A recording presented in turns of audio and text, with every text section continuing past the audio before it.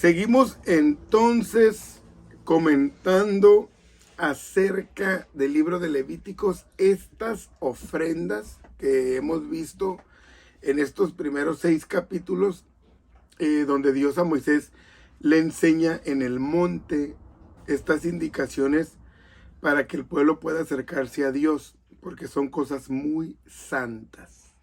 El pueblo es inmundo, Dios es santo. Entonces Dios busca el medio, la forma para acercarnos a Él.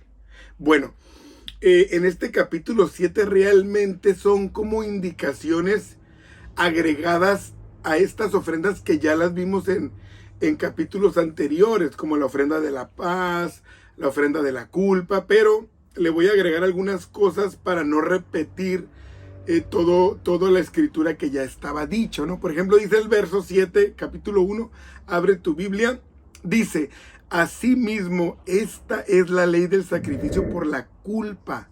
Es cosa muy santa, o sea, es lo más santo, extremadamente santo. ¿Y qué es la culpa? Bueno, es la falta en la que se tiene responsabilidad y había que ofrecer un sacrificio por ella. Porque alguien puede decir: no, es que yo tuve la culpa, es que es mi culpa, es que entiendo que yo soy el que la regué, entonces tengo que pagar algo para ya sentirme bien y aparte estar bien con Dios. Hay gente que vive queriendo sentirse bien, pero también hay que estar bien con Dios. Y eso es lo que va a hacer que la culpa entonces ya no esté en nosotros. Hay gente que vive culpándose, pero no hace nada.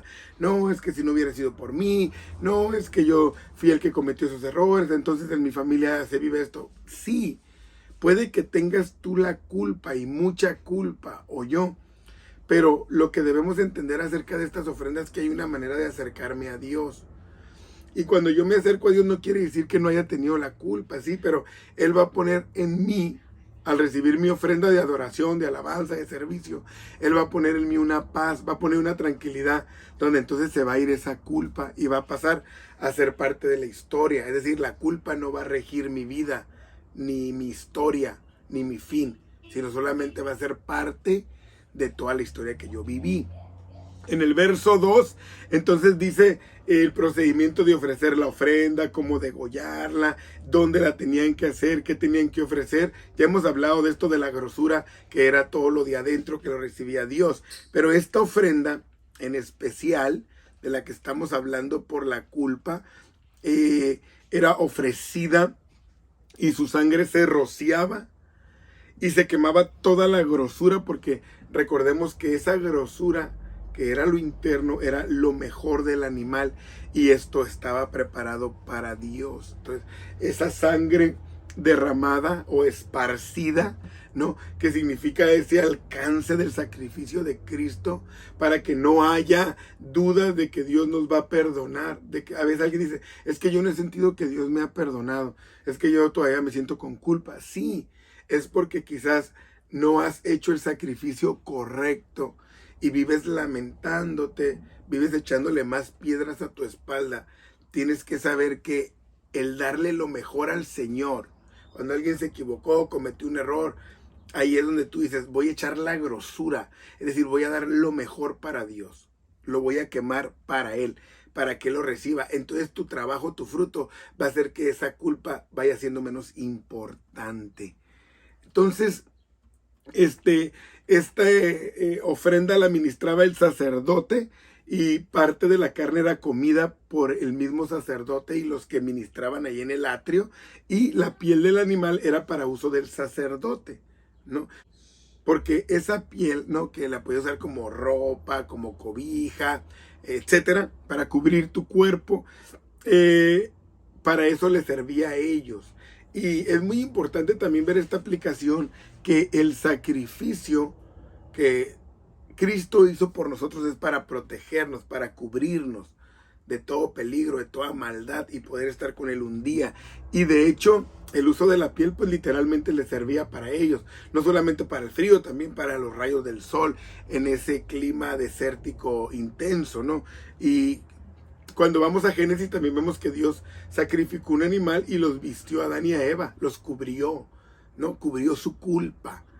seguían culpables, pero estaban cubiertos. Por eso tenían que vivir y actuar de otra manera. Entonces, ¿por qué podemos seguir sintiendo culpa? Porque no he sido vestido por Dios, no he sido cubierto por medio de ese sacrificio que va a quitar de mí toda esa culpa para que yo tenga las fuerzas, las ganas, la intención de ¿qué? De proyectar cosas nuevas en mi vida y avanzar, aún reconociendo que me equivoqué, ¿no? Entonces, había varias formas de presentar esta ofrenda y uno la podía según la costumbre o las formas que ellos tuvieran de cocinar o según los artículos que tuvieran para hacerlo. Alguien lo podía hacer en un horno, ¿no? Si alguien ya tenía algo más sofisticado, porque ahí estaban en el desierto, pero iban a irse y ya iban a habitar en casas. Entonces estas ofrendas proyectaban el futuro de ellos, no solamente en el momento que lo estaban viviendo, o sea, los iban a acompañar hasta cuándo, hasta que viniera Cristo. Entonces alguien lo podía ofrecer en un horno, en una cazuela, en un sartén, según la disponibilidad que ellos tuvieran y según también la costumbre de cocinar o la forma de cocinar. Entonces, pero todos tenían la posibilidad de ¿qué? De darle algo a Dios para no vivir sintiéndose en culpa. Hay algo aquí muy relevante. Bíblicamente no debes de vivir con culpa. No es correcto que la gente vaya lamentándose toda su vida, porque Dios puso una manera de acercarte a Él para que tu culpa sea quitada. Es decir, si alguien vive así es porque no ha encontrado a Dios, no ha encontrado a Jesucristo, para que Él le diga, sabes que tu culpa es quitada, ¿no? Entonces necesitamos ver eso, porque a veces nos victimizamos. No, pues es que yo y tengo la culpa y este fruto es por mí, por mi pecado, por mi maldición. No, no, no, no, no. Bíblicamente la culpa debe ser quitada. Este sacrificio, ofrenda de paz, o que podía ser por una acción de gracias, de una ofrenda voluntaria, debían de comerse en el mismo día para que no se echara a perder. Fíjense, el mismo día. O sea, debía estar fresco y disfrutarlo, ¿no? Para que eso estuviera entonces bueno. En unas manos, aquí hay una aplicación también muy bonita, ustedes la van a encontrar, porque en el verso, miren, en el verso 12 dice, si ofrecieres en acción de gracias, ofrecerás por sacrificio de acción de gracias tortas sin levadura amasada con aceite, ¿no? Que es una dinámica ya acostumbrada, que era sin levadura, o sea, sin pecado, ¿no? Amasadas con aceite, decíamos que la masa que representa la carne o la humanidad y el aceite, el Espíritu de Dios, o sea, fusionado, y hojaldres sin levadura untadas con aceite y flor de harina frita en tartas amasadas con aceite. En todo está el aceite, o sea, en todo tiene que estar el Espíritu Santo, pero estas eran con tortas de pan leudo, ¿no? A diferencia de las ofrendas que siempre eran sin levadura, estas sí eran con un pan leudado. Y iban y presentaban su ofrenda en el sacrificio de acción de gracias de paz.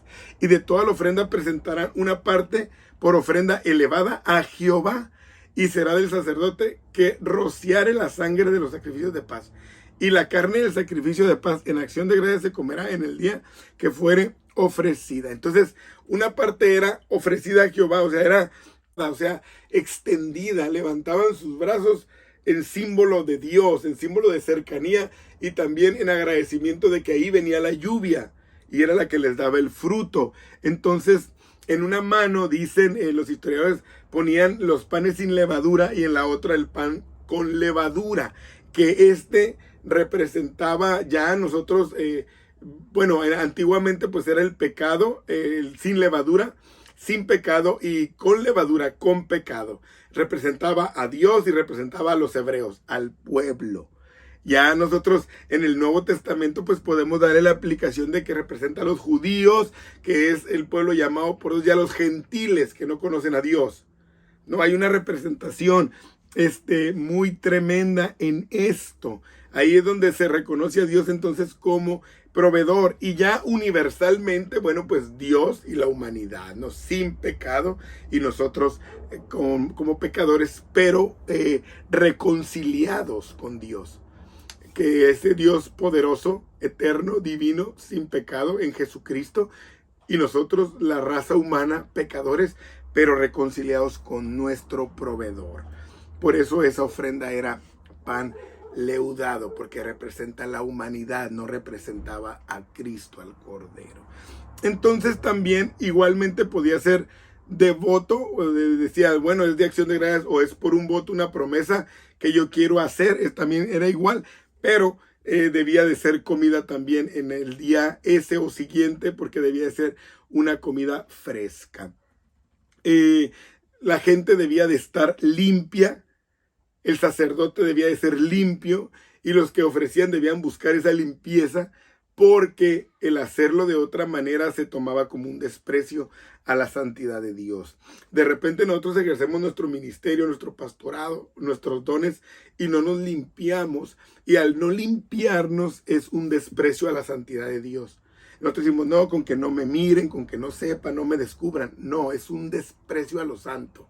Y ahí tenemos que tener mucho cuidado, porque Dios es el dueño de esto. Cierro todos estos comentarios, estos videos 7 que hablamos de las ofrendas, y que les quise dar un poco más de luz para que este libro les sea una bendición tremenda. Yo sé que Dios a ustedes les va a dar más revelación, pero la parte de la ofrenda, el pecho y la espaldilla eran para Aarón y para sus hijos, ¿no? Que representa el amor, que representa esa cercanía al corazón, y la espaldilla, la fuerza, el sostén, donde ellos debían de tener estas acciones con el pueblo, amor y fuerza de sostenimiento. Entonces, cuando se le ofrecía, cuando se levantaba, se le daba a Dios, pero luego Dios decía, cómanlo ustedes. O sea, ya era un regalo de Dios. Y así debemos de ver la ofrenda. Cuando nosotros ofrendamos, diezmamos, cooperamos, nosotros le damos, Señor, aquí está.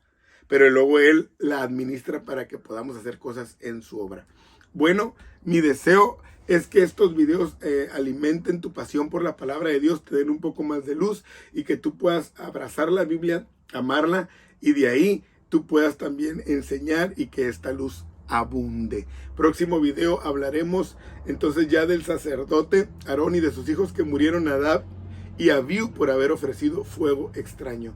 Bendiciones y ánimo en todo. Cuidémoslo santo.